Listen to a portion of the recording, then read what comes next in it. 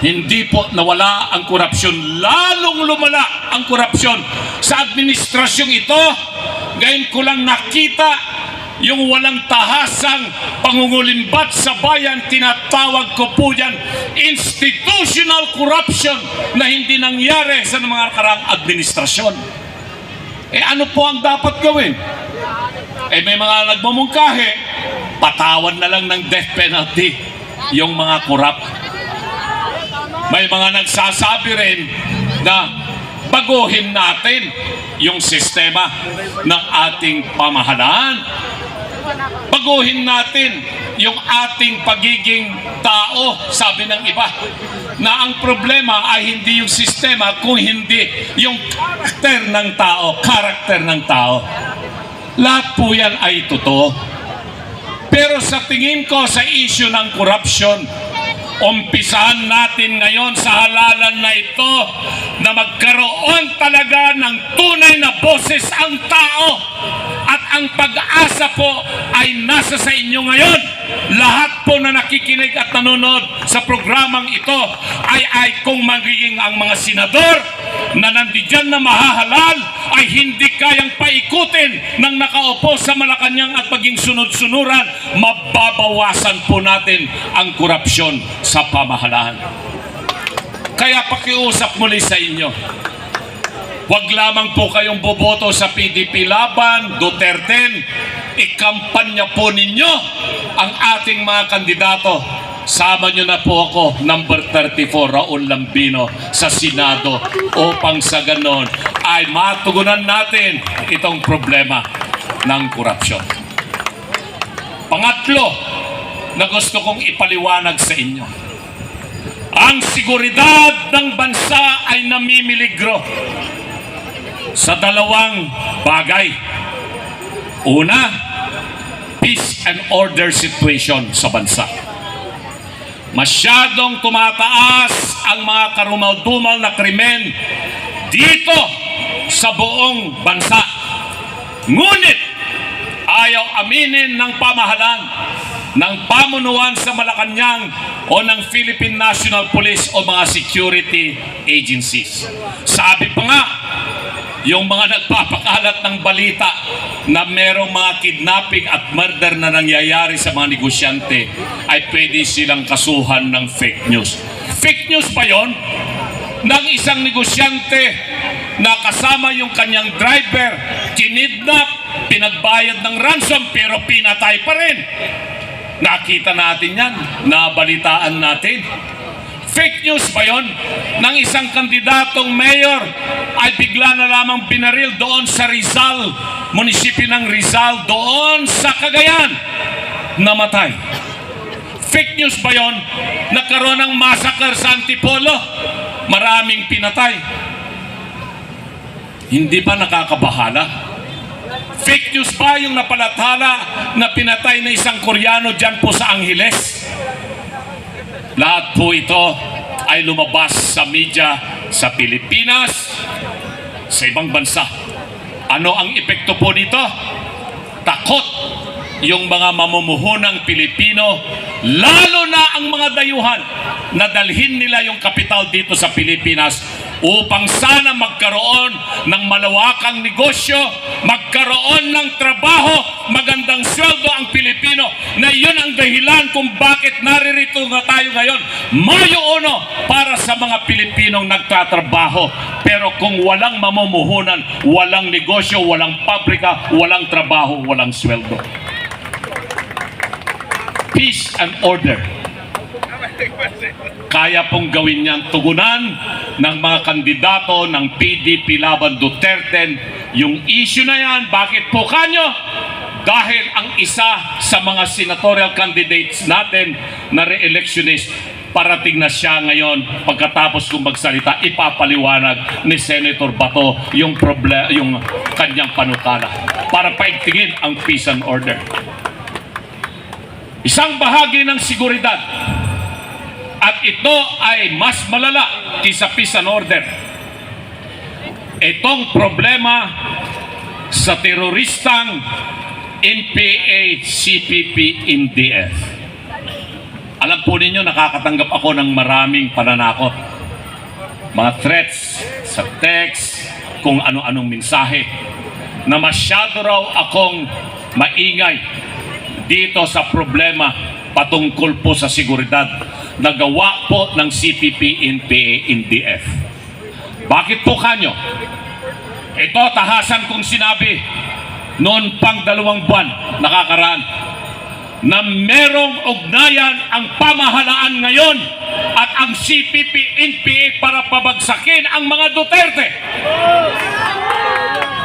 Meron silang ugnayan at kasunduan na lahat ng mga tumutuligsa sa pamahalaan ay pabagsakin. Sila rin ang nagtrabaho ng nguna upang sa ganon ay masampahan hindi lang si Pangulong Digong, kung hindi si VP Sara doon sa ICC, at trinatrabaho po nila na maigi na maisyuhan kaagad ng warrant of arrest si VP Sara, si Senator Bato at iba pang mga opisyal ng pamahalaan patungkol po dyan sa tinatawag nilang extrajudicial killing, at nang sa ganon ay maibiyahe rin VP Sara at iba pang opisyal na hindi tumutugon, sumasang-ayon sa kasalukuyang pamahalaan at dadalhin doon sa ICC. Payag pa ba tayo na ganon? Hindi tayo papayag. Hindi tayo papayag. Dahil po dyan, sinabi ko kanina na retirado na sana ako sa pagiging isang abogado. At ako na lamang po ay nagbubungkal ng lupa doon sa Palayan, sa Pangasinan. Dahil po sa nangyayari ngayon, anuman ang magiging resulta ng halalan na ito, ang isang Raul Lambino ay babalik bilang isang abogadong magtatanggol sa karapatan ng bawat mamamayang Pilipino. Yan! Lambino! Lambino! Lambino! Maraming salamat po. Yan ang isa sa dapat niyong isipin sa halalan na ito. Yan ang malalang problema. Ang national security ng Pilipinas ay namimiligro dahil po sa ugnayan, kasunduan ng pamahalaan at ng CPP, NPA, NDF. Pero mo yan, sila rin ang naging nangunguna sa pagsampa ng impeachment kay VP Sara, hindi ba? Tama! Sila rin ang napakaingay upang sa ganon ang isang VP Sara ay mapatanggal sa pwesto at hindi na siya magiging Pangulo ng Pilipinas. Sila ngayon namamayagpag sa Kongreso.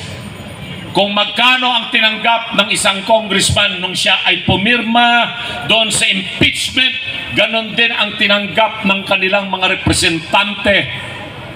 150 million ba bawat isa sa soft projects na binigay nila, AKAP, TUPAD, AX, MAIF at kung ano-ano pa, plus another 3 billion ba na mga hard infra kuno na ito ay mga flood control, flood mitigation, cut ice, etc. etc. na kung saan magkano ang kickback, magkano ang komisyon, magkano ang kinikita ng mga kongresistang sila rin ang kontrakto. Ganyan din ang natanggap nitong mga congressmen na kasapi sa party list na sinusuportahan ng CPP, NPA, NDF.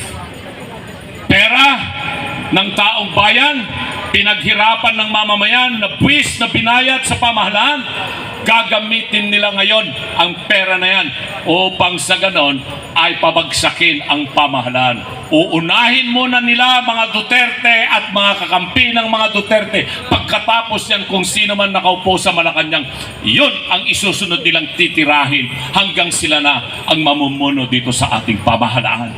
Payag ba tayo sa ganon? Hey! Hindi po tayo papayag. Kaya kailangan po ang inyong pangangampanyang maigting para sa PDP laban Team Duterte na mga senatorial candidates. Panghuli, nabanggitin ko po sa inyo bigas, bigas, bigas. Magkano ba ang bigas dito sa Metro Manila ngayon? 50. 60 yung maganda per kilo po yan, ha. Sino ti Ilocano dito? Yapo kanya yung yato na ti Ilocano dito. Amom na niya kahit na iba kati pagpag. Sinong Pangasinan dito? Makatalos kay Pangasinan, makasalita ka. Antam sugabay ito ni Bagamay umak. Ha? Sa aming mga Ilocano at Pangasinan, pag sinabi mong pagpag, ito yung durog na bigas. Umikot po ako rito sa Luzon. Doon po sa siyudad ng Alaminos, Pangasinan, ang benta po nila ng pagpag. Yung durog na bigas, 20 pesos nga po yun. Pero meron pa pong kasamang kunting ipa. 20 pesos yun. Ipinapakain po yung pagpag sa itik, sa pato, sa manok. Inahaluan nila ng darag. Yun ang 20 pesos. Eh ano itong 20 pesos ngayon na bigas? Sa Bisaya, gaano ba karami yung bigas ng NFA na pinamimigay po nila ngayon ng 20 pesos? At kung bakit panahon ng kampanya ng eleksyon sa kanila na isipang tuparin ang kanilang pangakong 20 pesos na bigas? Magkano ba ang puhunan ng bigas na yan na nasa Bisaya? 33 pesos hanggang 38 pesos per kilo ang puhunan ng pamahalaan. 33 to 38 pesos. So ibebenta nila ng 20 pesos. Eh dilugi ang pamahalaan ng 13 hanggang 18 pesos, hindi ba? Sino ang magbabayad nun? Tayong mga mamamayang Pilipino. Hindi lamang po yung bibili ng bigas na 20 pesos ang magbabayad ng 13 hanggang 18 pesos. Kung hindi, tayong mga taga Luzon, taga Maynila, taga Mindanao, at iba pang mga tao sa Visayas na hindi naman sila bibili ng 20 pesos. Pero, kailangan nilang gawin yun eh. Dahil yung mga kandidato nilang senador, bagsak na nga sila sa Mindanao, hindi sila makapag-rally sa Mindanao. Hindi sila makapag-motorcade sa Mindanao. At ganon din sa Visayas, hindi na rin sila makapag-meeting at makapag-rally. Takot na takot yung kanilang mga kandidatong mga local officials sa Cebu, sa Negros at iba pang mga probinsya. Kaya naisipan nila, baka sakaling maisalba natin ang Visayas, magbigay tayo, mag-vote buying tayo ng 20 pesos na bigas. Hindi nila alam na ang kanilang ginagawa nilang 20 pesos na bigas doon sa Visayas. Galit na galit ang mga taga Luzon. Galit na galit ang mga taga Metro Manila. Dahil ang mga Bisaya, sino mga Bisaya dito man? Bakit? Matakaw ba kayo sa bigas, ma'am? Hindi ba? Mas gusto nyong kainin mais at saka kamoting kahoy, hindi ba? At siyempre karne at saka isda, hindi ba? So ibig sabihin nun, optics lamang, pang media lamang, pang press release lamang. Bakit hindi nila dalhin yung 20 pesos na bigas dito sa Metro Manila at Luzon at bilhin natin lahat yung bigas na 20 pesos na yan?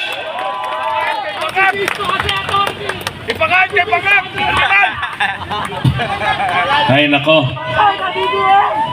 Alam po ninyo, alam ko po kasi ang negosyong bigas.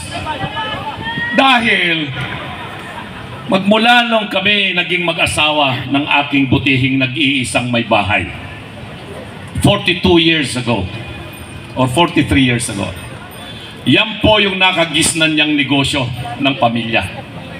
Ako po noon, 1981 to 1985, habang nag-aaral po ako sa College of Law, magbiyahe po ako ng truck mula Pangasinan, magdadala ko ng asukal, simento, bagoong o kung anong produkto ng Pangasinan. Ibiyabiyahe ko po yan patungo po ng Cagayan Valley. Umpisahan ko sa Nueva Ecija. Magtitinda na po ako roon sa mga bayan-bayan. Lupao, San Jose, Santa Fe, Nueva Vizcaya, hanggang makarating po ako ng Tugigaraw, kung saan ko mabebenta lahat yung mga produktong galing ng Pangasinan. At yung mapagbebentahan naman po, ibibili ko po ng palay sa Isabela o kaya'y sa Cagayan o Kalinga. Kabisado ko po yung negosyo na yan. Alam ko po ang takbo ng negosyo ng rice trading. Kaya hindi po nila may tatago sa akin. Alam ko rin po yung korupsyon na ginagawa ng pamahalaan dyan. Kaya hindi nila sinusuportahan yung mga magsasakang Pilipino. Ang ginagawa po nila katulad noong nakaraang 2 buwan. Maganda ang ani ng ating mga magsasaka sa Pangasinan, sa Bulacan, sa Nueva Ecija, sa Pampanga, sa Bela, Cagayan. Kaganda po. Ganon din po sa Mindanao, North Cotabato, South Cotabato, Maguindanao, Sultan Kudarat. Yung mga lugar po yan, taniman po ng mga palay.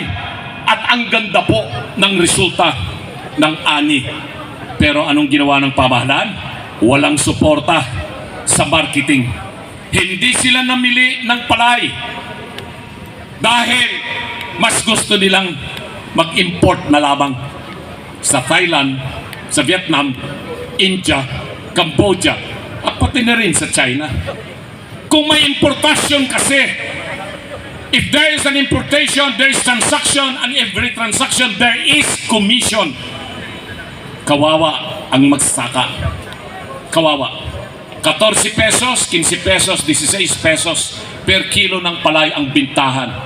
Sinong nakinabang? Mga traders, middlemen. Pero yung magsasaka, lugi siya.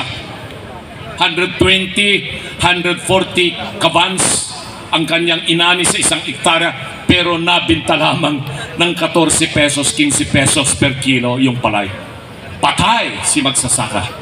Tapos ngayon, ang pamahalaan magbibigay ng murang-murang bigas, 20 pesos sa ating mga kababayan sa Bisaya. Bakit po? Gusto po nilang itong eleksyon na ito.